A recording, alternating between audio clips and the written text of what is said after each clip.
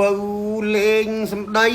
ច្រៀងយោបៃទម្រង់បុរាណជូនព្រៀងលៀនស្ដាប់កំសាន្តចុះនៅក្នុងភេកនីកាសមោះស្នេហ៍ខែពេញបរមីចាប់ភ្លឹកនឹកឃើញពីបុរាណតម្រង់មែនស្មានភាសាជប៉ុន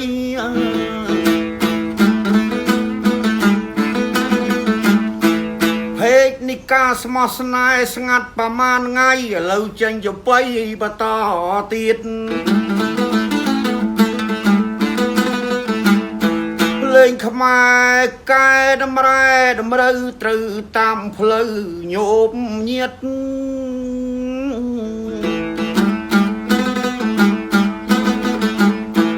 នេះការស្មោះស្នេហ៍មិនអោយឃ្លាតព្រោះវាមានជាតិពីបុរាណឥឡូវបងប្អូនចិត្តឆ្ងាយលោកឪពុកអ្នកម្ដាយទាំងអំបាលម៉ាន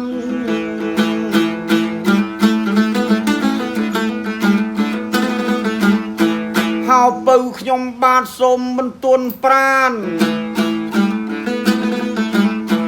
បើសិនបងប្អូនបានសម្រាំងពីការងារហើយចូលសម្រានស្ងាត់ក៏ទាញទូរស័ព្ទដៃអស់មើលលើក្រោមស្រាប់តែចេញហៅពៅតម្រែតម្រូវស្រាប់តែជាងជប៉ុន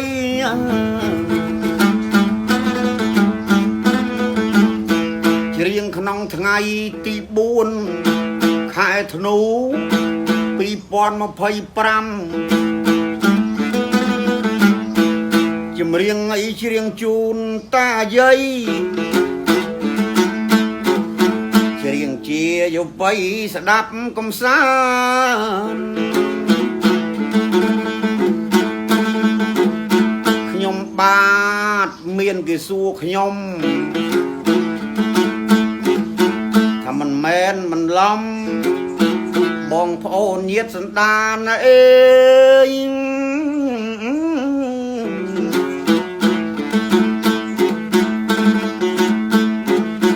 ថាលោកគ្រូឯ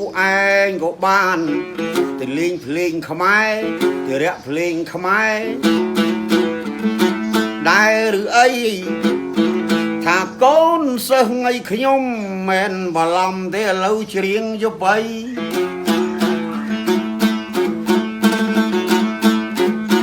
កូនសិស្សទាំងប្រុសកូនសិស្សទាំងស្រី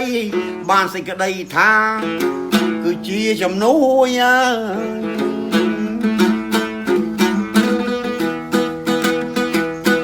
ជំនួយត្រូវជួយ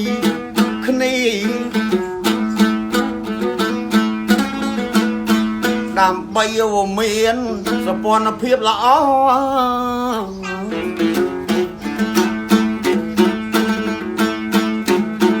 បងប្អូនក៏បានអបអរសាទរខ្ញុំបាទអរគុណហើយគ្រូពៅអ្នកជប៉ុនលេងខ្មែរក៏បានចុះសម័យក៏បានបើសិនជាលេងបំពេបងប្អូនកំពុងសម្រានខ្ញុំមិនបាននៃច្រៀងជប៉ុន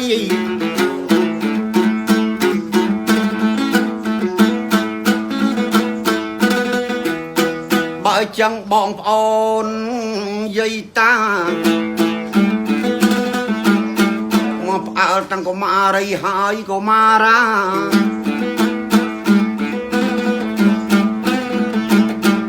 បើសិននៃចង់បានអ្នកចបៃ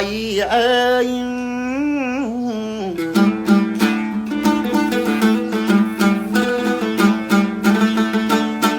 នេះការស្មោះស្នេហ៍កុំភ្លេចជីអី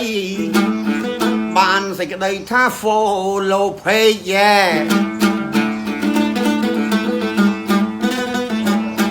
កុំអោស្ងាត់ទីពេក follow page នេះ ការស្មោះស្នេហ៍ពេញបរមី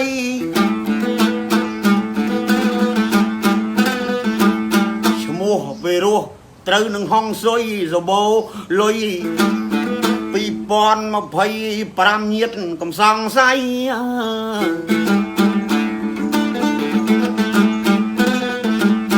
បើចឹងខ្ញុំបាទគ្រាន់តែលោកលៃក៏ចប់ជាបៃសួស្ដីប៉ុណ្ណឹងអាយអើ